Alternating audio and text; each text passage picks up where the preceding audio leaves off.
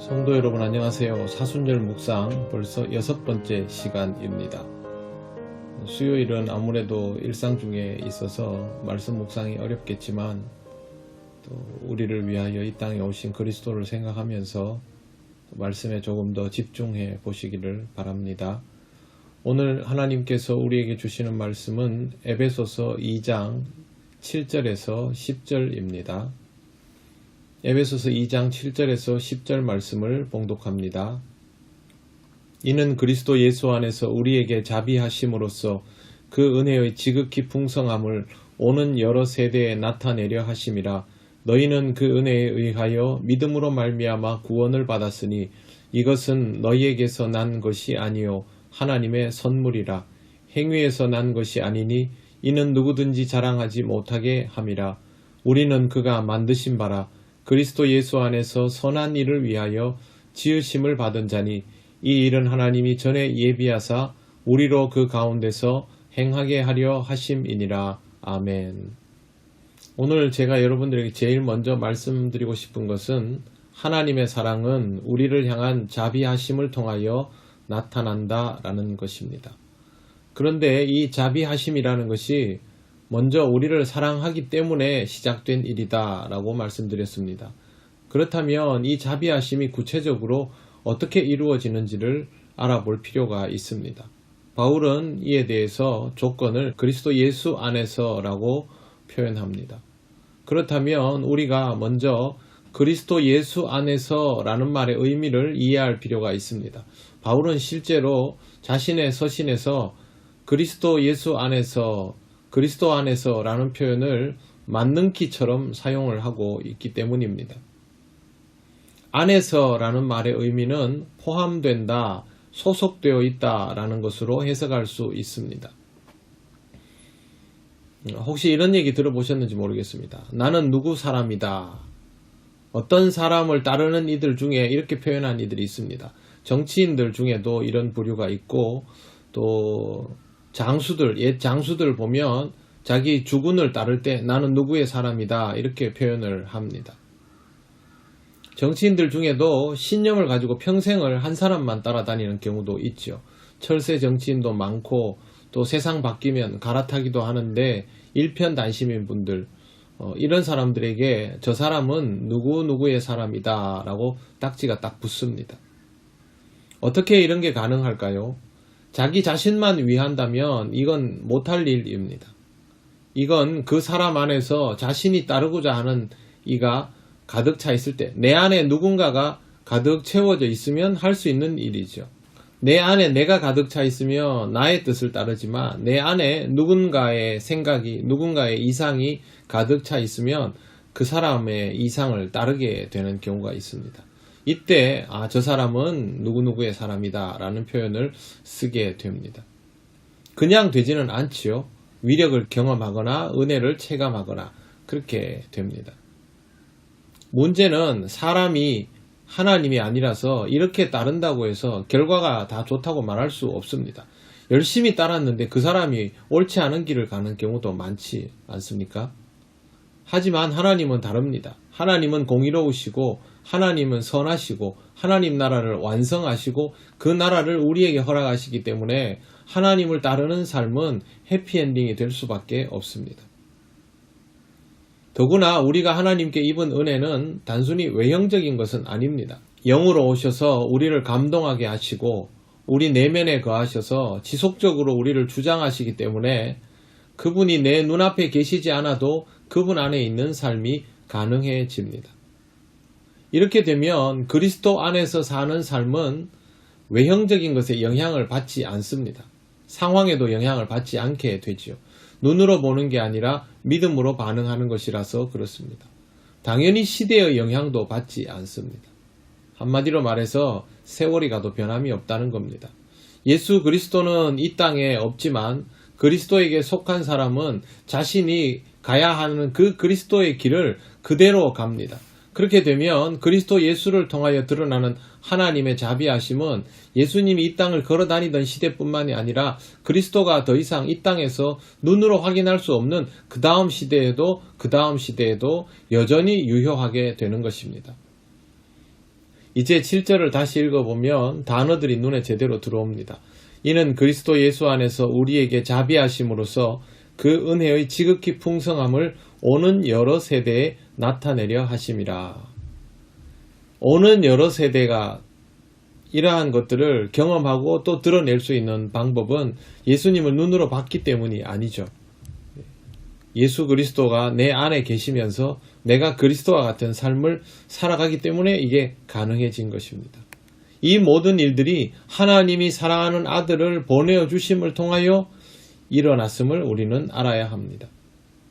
하나님께서 보내주신 아들이 십자가를 지시고 죽으시고 부활하시고 떠나시며 영으로 임재하시는 이 방법 때문에 모든 일들이 이루어졌고 우리가 그 연장선상에 있는 것입니다. 그런데 여기에 아주 중요한 단서가 있습니다. 8절 너희는 그 은혜에 의하여 믿음으로 말미암아 구원을 받았으니 이것은 너희에게서 난 것이 아니요 하나님의 선물이라.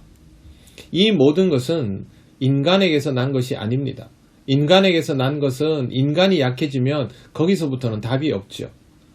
하지만 인간에게서 난 것이 아니기 때문에 인간이 약해질 때 답이 없어지는 것이 아니라 오히려 더 강해집니다. 그리스도인은 실제로 약할 때 강함을 경험합니다.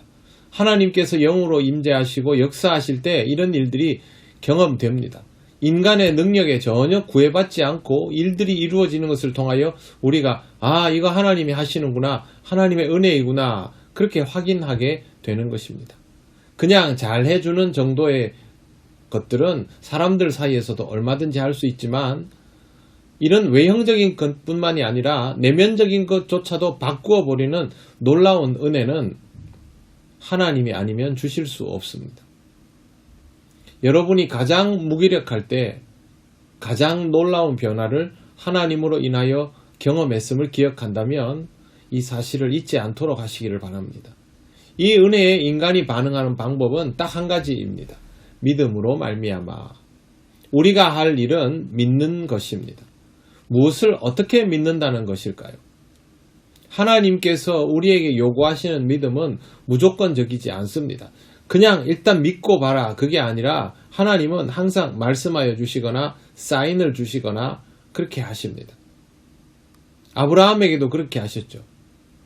미리 말씀하시고 후사에 대해서 미리 말씀하시고 허락하시고 소돔과 고모라에 대해서도 미리 말씀하시고 홍수도 미리 말씀하시고 심지어 하나님을 믿지 않는 이집트인들에게도 미리 말씀하십니다. 그러니까 하나님께서 우리에게 요구하시는 믿음이라는 것은 그렇게 무조건적이지 않습니다. 반드시 단서가 있다는 것이죠. 우리는 그 단서를 통하여 하나님을 전폭적으로 신뢰하는 데까지 나아가면 됩니다. 그게 믿음입니다. 또한 믿음은 과거에 관한 것이 아니라 과거를 통하여 현재부터 미래에 관한 것입니다.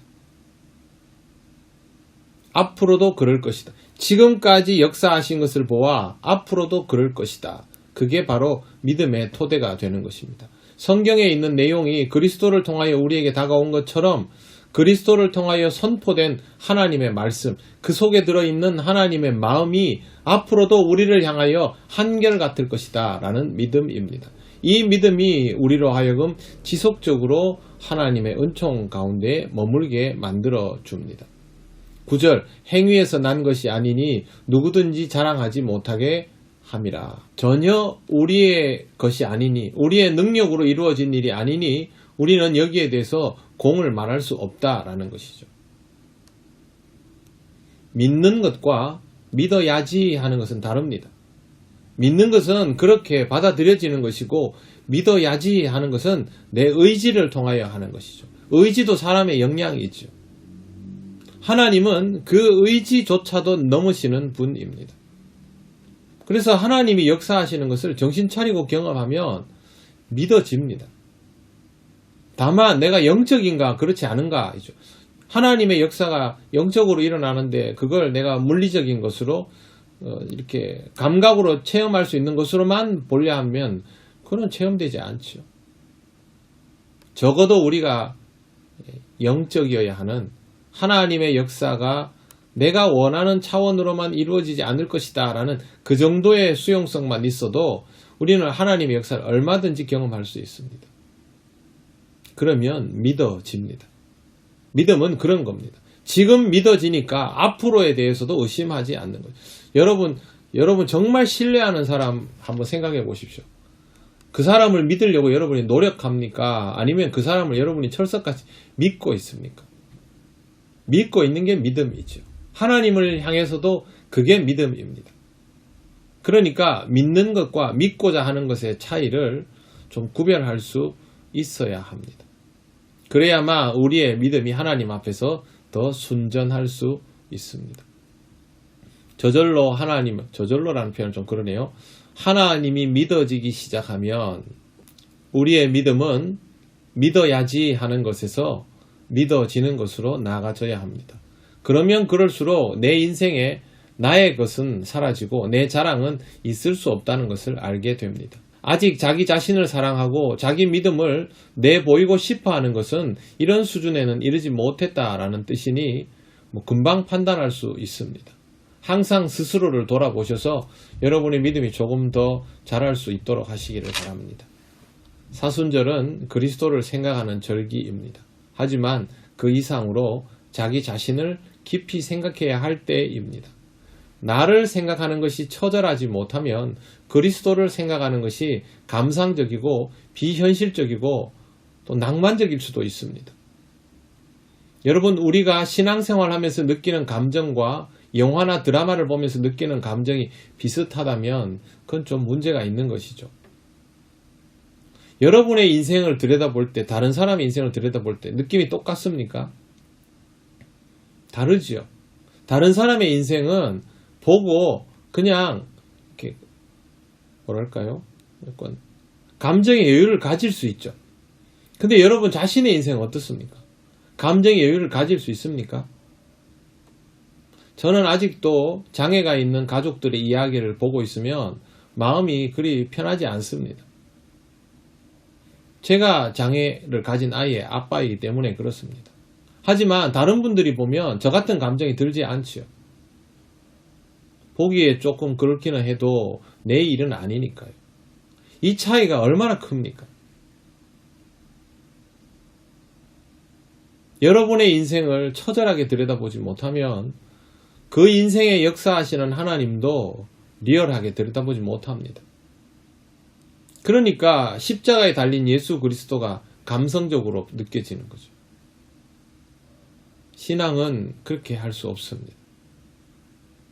주님이 우리를 위해서 하신 일들은 멋있으려고 한 것도 아니고 감성적으로 한 것도 아니고 낭만적으로 한 것도 아니고 자신의 모든 존재를 내어 던지며 하신 것 아닙니까?